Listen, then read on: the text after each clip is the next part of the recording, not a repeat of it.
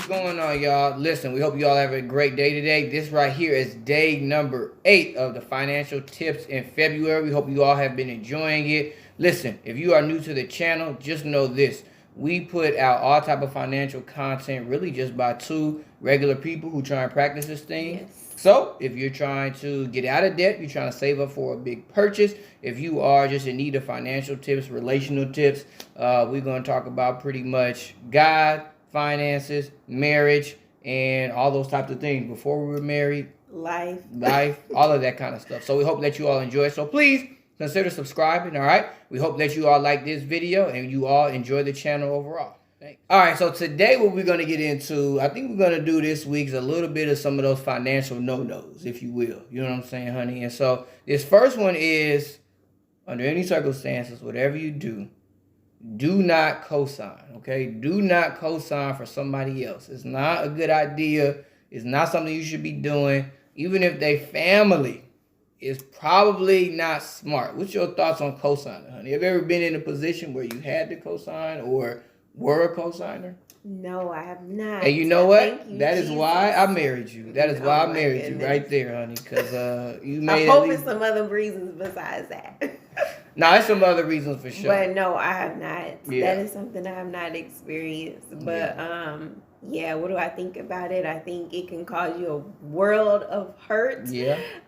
If things don't go right, you know, and the person does not decide to pay on that, whatever you co-sign on. Yeah.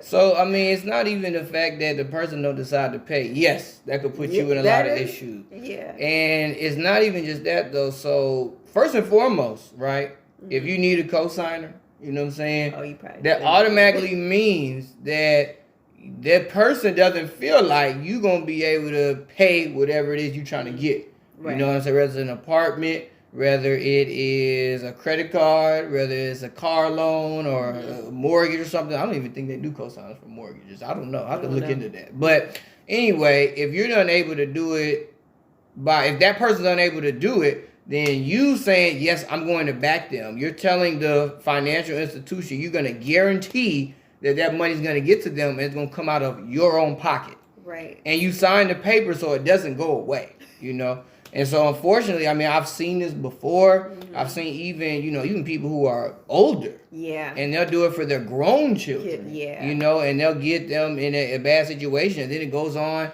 to, you see grandmothers do it for grandchildren and all that. And it goes back on to them. And they're just, trying to survive and living off their retirement if they have any. Yeah. Sometimes they don't even have it. And I think it's just important to remember that in those situations, it can be hard dealing with like if it is a grandchild or a kid, to be able to tell them like no for that. They're gonna most people would think, oh well, you're not doing. They're upset because you're not doing what they want you to do. And I don't know. I guess just stay strong. Yeah. I don't even know what to say to that because I can only imagine. Yeah, but I think you speaking on it well is that there's an emotional component to it. It is, and I think the emotions will make you want to do it. Right. Like make you want to. Oh well, I'll just go ahead and do it. Yeah. But you got to recognize too that sometimes, unfortunately, we had a video about this that people manipulate sometimes. Yeah. And they'll try and make it seem like you're wrong for not helping them.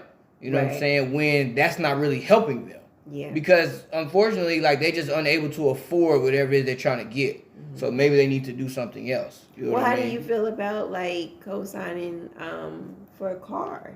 For like as far as a kid, like even a younger kid. Yeah. I don't think so.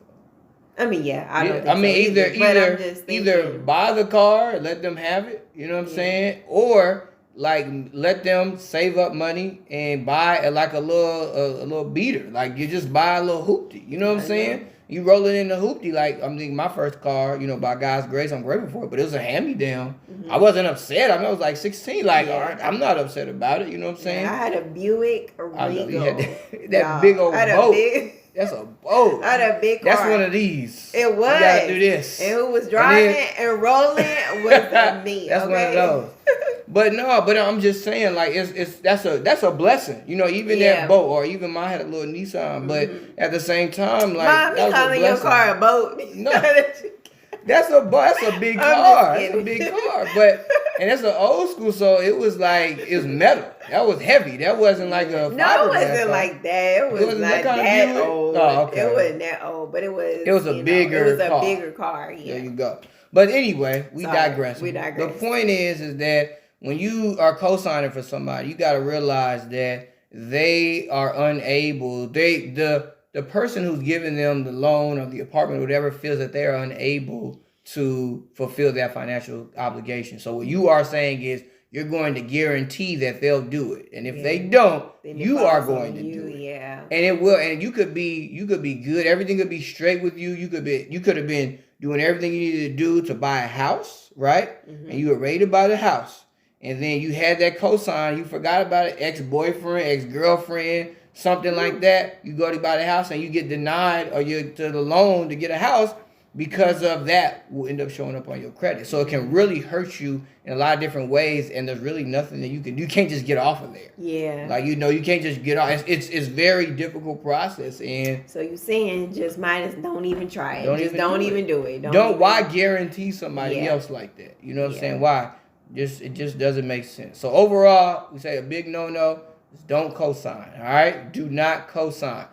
Their credit, hopefully they'll get that established, even though we're not big credit people. Mm-hmm. I do feel like... And you're able to do that, though. You're able to build... Well, you're able... I guess there are ways to build credit with... If that's something that you want to do, it's ways to do that without co-signing. That's all I want to say. If you want to... That's a perfect way to say it. If you want to do that, there are ways to do it without co-signing. Mm-hmm. And then on top of that, there's other ways that people talk about credit. We don't get to the big credit thing. But if you want to get a mortgage or something like that, you can do manual underwriting instead of doing credit. It's a lot of other ways of going about it than just what is, thought. Sometimes you got to be creative, especially if you're trying to do things debt-free. And you want to get rid of that consumer debt, because you definitely don't want to be co-signing somebody on a credit card and they just charging it up. And then you just stuck with the bill. Yeah. That would be horrible. So anyway, that's our thoughts on co-signing. Just pretty much, please do not do it. All right. So I hope that you all enjoyed this tip. Really, please consider subscribing, because we got more tips for y'all in this month. And just overall, we're going to do the Happy Friday if the Lord says the same. So y'all have a good one. Thanks for rocking.